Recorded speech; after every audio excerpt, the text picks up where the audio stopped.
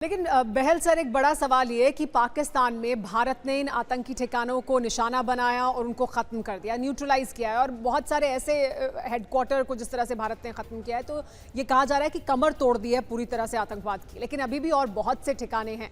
क्या इसी वजह से कहा जा रहा है कि ऑपरेशन सिंदूर अभी ख़त्म नहीं हुआ है? भारत क्या पाकिस्तान के रिटेलिएशन को देखकर अपना एक्शन लेगा या भारत का अपना एक्शन पूरा प्लान्ड है?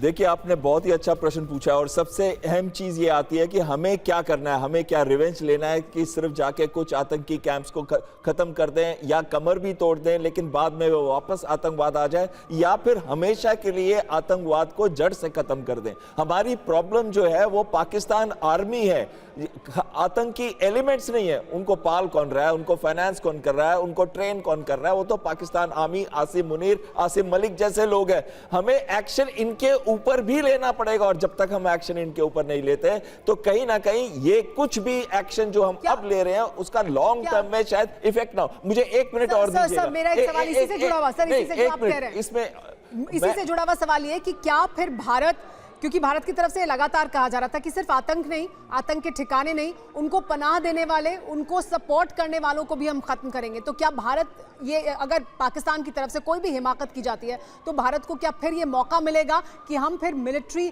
जो उनके एसेट्स हैं उनको भी टारगेट कर सकते हैं? बिल्कुल सही कह रहे हैं, बिल्कुल किए जाएंगे। सबसे पहले तो हमें यह करना है कि ये जो जनरल हैं इनको भी आतंकी जनरल क्लियरली कहें।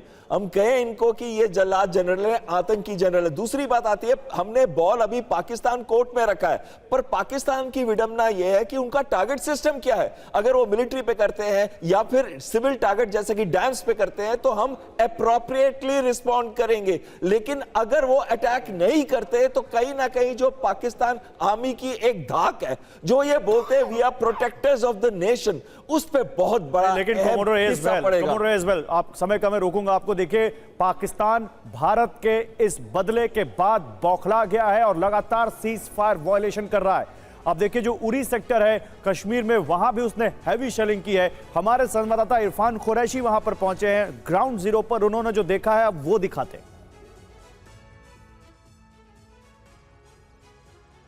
भारत की सर्जिकल स्ट्राइक के बाद लगातार जिस तरह पाकिस्तानी सेना इस पार लाइन ऑफ कंट्रोल के अलग अलग सेक्टर में, उड़ी, टंगधार, करना, राजौरी, पुंछ, इन इलाकों में सीज फायर का उल्लंघन करते हुए TV9 भारतवर्ष इस समय उड़ी सेक्टर में बिल्कुल सलामाबाद पहुंचा है, जहां पर आप देख सकते हैं अभी भी ये मकान जल रहे हैं।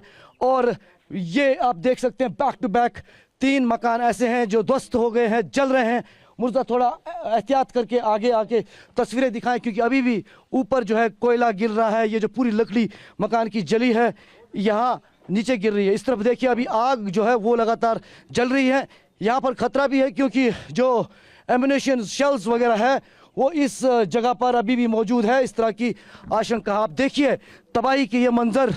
भारत ने जिस तरह आतंकी कैंप्स पर स्ट्राइक किया, बावलपुर, मुजफ्फराबाद और अन्य 7 जगहों पर करीबन 9 ऐसे ठिकाने हैं पाकिस्तान ऑक्युपाइड कश्मीर और पाकिस्तान में जहां आतंकी कैंप्स थे। सबसे महत्वपूर्ण जैश मोहम्मद के हेडक्वार्टर पर सर्जिकल स्ट्राइक, मिसाइल दागे गए और करीबन 100 से ज़्यादा आतंकी मार गिराए गए। लेकिन उससे बौखला कर साफ तौर पर आप देख सकते हैं ये तबाही का मंजर उड़ी सेक्टर में TV9 भारतवर्ष पर मैं एक्सक्लूसिव दिखाने का प्रयास कर रहा हूं। ये देख सकते हैं, ठीक इस तरफ बाईं तरफ आप देखें तो सीधे वहां से पाकिस्तान की तरफ से मैसिव शेलिंग जो है यहाँ रिहायशी इलाकों में किया गया, भारत की तरफ से स्पष्ट किया गया, जिसकी कंफर्मेशन पाकिस्तानी ऑफिशियल स्टेटमेंट्स में भी की गई कि पाकिस्तान की किसी भी मिलिट्री फैसिलिटी और ख़ास तौर पर रिहायशी इलाकों पर भारत ने कोई टारगेट नहीं किया, सिर्फ निशाने पे था आतंकी इंफ्रास्ट्रक्चर।